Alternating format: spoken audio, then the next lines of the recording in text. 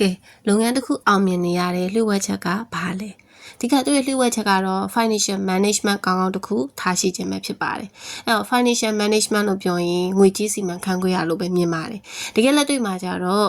financial management ဆိုတာကငွေကြေးတင်မကဘဲနဲ့လုပ်ငန်းပိုင်းဆိုင်မှုတွေအကုန်လုံးကိုစနစ်တကျစီမံခန့်ခွဲတာမျိုးဖြစ်ပါတယ်အဲ့တော့လုပ်ငန်းမှာလဲပတ်ဖို့အတွက်ငွေတွေကိုကောင်းကောင်းရှာနိုင်ရမယ်ဒီငွေတွေကိုအကျိုးရှိရှိနဲ့အသုံးချနိုင်ရမယ်မှန်ကန်တဲ့ရင်းနှီးမြှုပ်နှံမှုကိုလှုပ်ဆောင်နိုင်ရမယ်နောက်ပြီးတဲ့အခါမှာလုပ်ငန်းမှာရှိတဲ့ပိုင်ဆိုင်မှုတွေဖြစ်တဲ့ပစ္စည်းတွေစက်ပစ္စည်းတွေကုန်ကျန်းတွေလူတွေစသဖြင့်ဤပညာတွေကိုတည်ချာချာထိရရအသုံးပြုနိုင်တာအသုံးပြုနိုင်အောင်လှုပ်ဆောင်တာကိုမှတကယ်ကို financial management လုပ်တယ်လို့ခေါ်ပါတယ်အဲ့တော့ financial management လုပ်မယ်ဆိုရင်အဓိက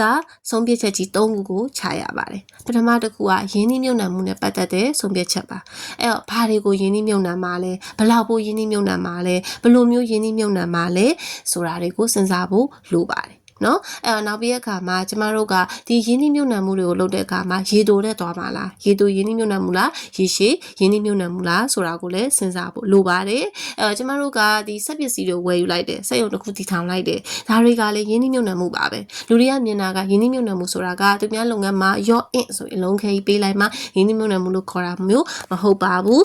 ကျမတို့ဒီလုပ်ငန်းမှာပေါ့နော်စက်ပစ္စည်းတစ်ခုဝယ်လိုက်တယ်ကားစက်ရုံစသဖြင့်ပေါ့နော်စက်ပစ္စည်းစသဖြင့်ဝယ်ယူလိုက်တာအကုန်လုံးလည်း investment လုပ်တယ်လို့ခေါ်ပါတယ်အဲတော့ကျမတို့ကဒီ investment ရင်းနှီးမြှုပ်နှံမှုလုပ်တယ်လို့ပဲရင်းနှီးမြှုပ်နှံမှုကိုဖယ်ရှားမျိုးလည်းပြုလို့ရပါတယ်ကိုယ့်အတွက်အကျိုးမရှိတော့ဘူးဆိုရင်ရင်းနှီးမြှုပ်နှံမှုကိုဖယ်ရှားမျိုးပြုလို့ရပါတယ်နောက်တစ်ခုဆုံးဖြတ်ချက်ကတော့ငွေရှာတဲ့ဆုံးဖြတ်ချက်ပဲဖြစ်ပါတယ်အဲတော့လုပ်ငန်းအတွက်ငွေလိုအပ်လာပြီဆိုရင်ငွေရှာရမှာဖြစ်ပါတယ်အဲ financial manager ကအိမ်တိန်ရဲ့အမိန့်နဲ့တူပါတယ်ဒီလုပ်ငန်းလည်ပတ်နိုင်မှုအတွက်ငွေကိုလုံလောက်ရှာဖွေပေးနိုင်မှုလိုပါတယ်အဲငွေရှာဖို့အတွက်ဆိုရင်နှစ်မျိုးနဲ့ရှာလို့ရပါတယ် equity financing နဲ့ debt financing မှာ equity financing ဆိုတာလုပ်ငန်းတွေလိုအပ်တဲ့ငွေတွေကို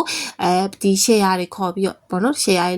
ခေါ်ပြီးရှာတာမျိုးဖြစ်ပါတယ် debt financing ကတော့ဘဏ်ကနေလုံးချီတာမျိုးတွေပေါ့နော်ချင်းငွေယူတာမျိုးတွေကိုပြောတာဖြစ်ပါတယ်အဲ့တော့ဘယ်ဟာကိုသုံးရမလဲဆိုတာကကိုရင်းနှီးမြှုပ်နှံမှုလုံးမဲ့တူပေါ်မှာမူတည်ပါတယ်နော်နောက်ဆုံးဆုံးဖြတ်ချက်ကတော့ကိုလုပ်ငန်းမှာပိုင်ဆိုင်တဲ့ပစ္စည်းတွေကိုလုပ်ငန်းအတွက်အကျိုးအမြတ်အများဆုံးရရှိအောင်ထိရောက်စီမံခန့်ခွဲနိုင်ဖို့လိုပါတယ်ဒီဆုံးဖြတ်ချက်ကြီးကမှန်အောင်ချနိုင်မယ်ဆိုရင်လုပ်ငန်းအတွက်အကျိုးအမြတ်တွေကအများကြီးရှိလာမှာဖြစ်ပါတယ်အဲ့တော့လုပ်ငန်းပိုင်ပစ္စည်းလို့ပြောရင်နှစ်မျိုးပြန်စဉ်းစားလို့ရပါတယ် fixed asset နဲ့ current asset ပါ